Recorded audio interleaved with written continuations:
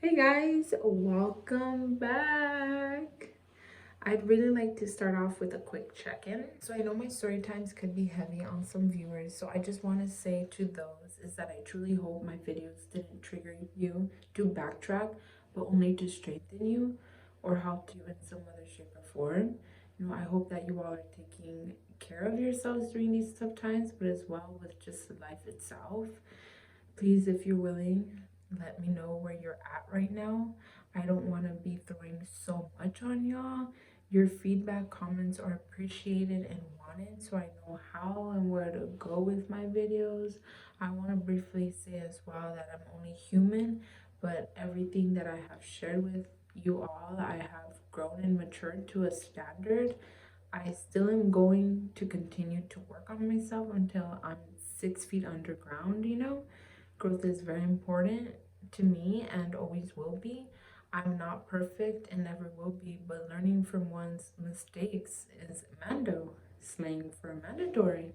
So some of you know that I shared a while back on my Instagram and Snapchat that shit took a huge turn in July, and it really put a lot into perspective.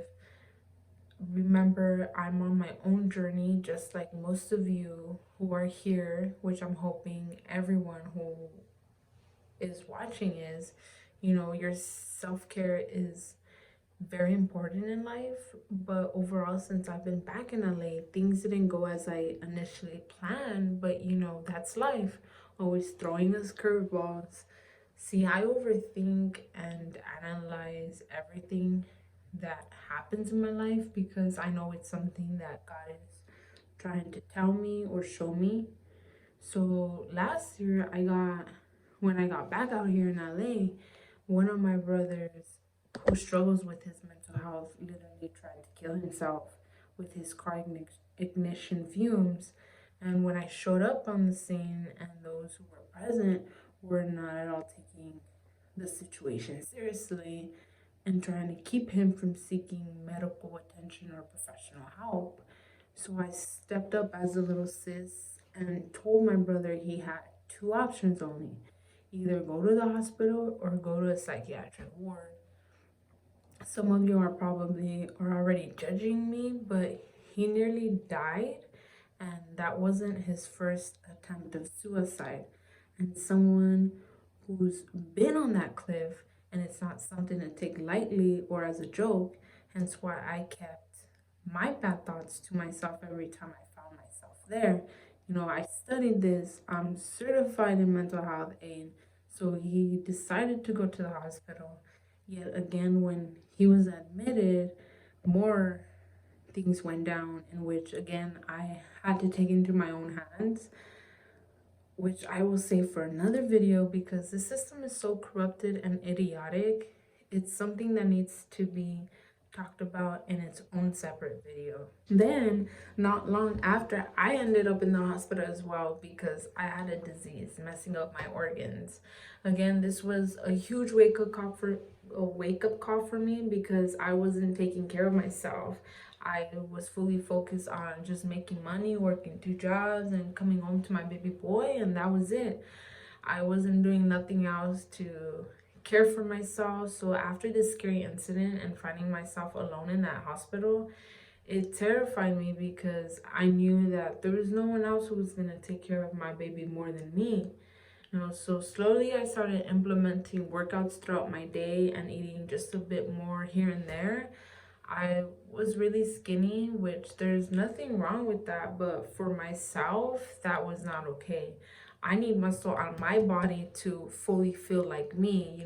Exercise is part of me, and I've come to realize that my workouts then were nothing like my workouts that I started during quarantine, but it's the baby steps and progress that matter. Throughout my day, I would do push ups, sit ups, squats, lunges, and planks. My brother, who I was living with at the time, was the one who advised me to do this and separate my workouts to make sure that by the end of the day, I do 100 of each minus the planks. And I did these whenever I got the chance, and I would even use my son as weight sometimes when I was really feeling it. So 2020 rolls around, and then this pandemic hits. people lose their jobs, work from home, unless they're an essential worker, you know. So with me losing my job and having to stay home, I really took this as a huge benefit for myself and decided to really focus on myself and my son as well. I ended up moving from where I was staying with my brother for my son's safety, and I moved in with my mother, which wasn't ideal, but I had nowhere else to go. So I started this fitness journey in which I've seen massive gains, but also one night just something flared in me, and I just decided to start this YouTube journey. You know, a lot of people don't see how important balance in all aspects of our health are valuable for one's well-being, you know, but hear me, like I truly believe everything that I have been through was for this very moment that I'm about to share with you all. You know, I don't expect people to understand or comprehend this because even I can't comprehend this, and I won't even try because I know where I stand and I realize what God has been trying to show me. But because I have so much love for these people, I couldn't let go until these incidents happened. So my mom was trying to talk some shit, and I put her in her place because her and her boyfriend, the one I mentioned in my previous videos, would get mad that I didn't allow my son around him, especially alone. So yeah, after I put her in her place, she told me in my face that she doesn't care if her boyfriend were to sexually assault JJ, my son. If you didn't catch it, let me repeat myself. My mother told me in my face that she doesn't care if her boyfriend were to sexually assault JJ, my son. I didn't have any words for her. I just looked back at her and walked away. And then the following day, which was 4th of July, we had family come over. And to sum up the story quick, her boyfriend got drunk and decided to open his mouth and tried attacking me as a parent. And my brother and his friend jumped in to defend me. You know, my mom's boyfriend then tried swinging at my brother's friend. And then he tried swinging at my mom when she tried stepping in. And that's when everybody flipped out. But my brother's friend got his hand, and you know, a little fight broke out. And while this was happening, I decided to open up to one of my so called aunts about everything that this man has ever done. And after the fight was separated, my mom's family took my mom's boyfriend inside. And my aunt I told about the past obviously brought it up to their attention when they were at my mom's boyfriend's aid, because when they all came out, they tried blaming it on me. And all of them told me, like, why did I even come back? I was shook. I was shook. Like, I just looked at all of them like, what the F? Like, how did all of this backfire on me? Like, I had absolutely nothing to do with any of this. Like, you know, my brother who stood up for me the first time stood up for me again and put all of them in their place. But, you know, they still wanted to make us look like the bad guys. So I just realized that I just had to go, like, leave forever, like, forget about my family. Because obviously I have no reason, purpose to be around them. Like, so since then, like, I've been doing me, and I said, fuck everybody else. And I had people who try to help me, but they weren't really helping me to where I need to be like today. So, you know, I took things into my own hands, and that was the best decision and realization I've had. You know, I've been able to move out of my mom's place successfully. I moved out of LA. Like, that's the reason I didn't post anything in November, because there was a high possibility that this video could have backfired on me. So I had to make sure that me and my son were in a safe environment before sharing. You know, I've learned that I can't actually rely on people, if it ain't benefiting them.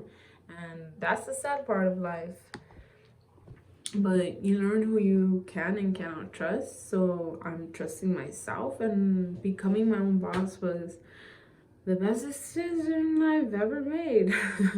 Incidents like that can really break people. If that was me a few years back, I would have been devastated. But I was only shook that day, and literally the next day, like, I went on with my life. I just deleted them from social media, my phone, and in my soul. I said, they ain't family to me no more. Never let small-minded, uneducated individuals destroy you for shit that isn't even your fault. A lot of survivors tend to not speak up because people will always try to blame them for what happened. It's not and never will be your fault. Make sure you get that through your mind. Let's continue to rise above this negativity and strengthen ourselves through these dark times. Like, what doesn't kill you really makes you stronger. That's fact. It's time we start eliminating all toxic people and things in our environment.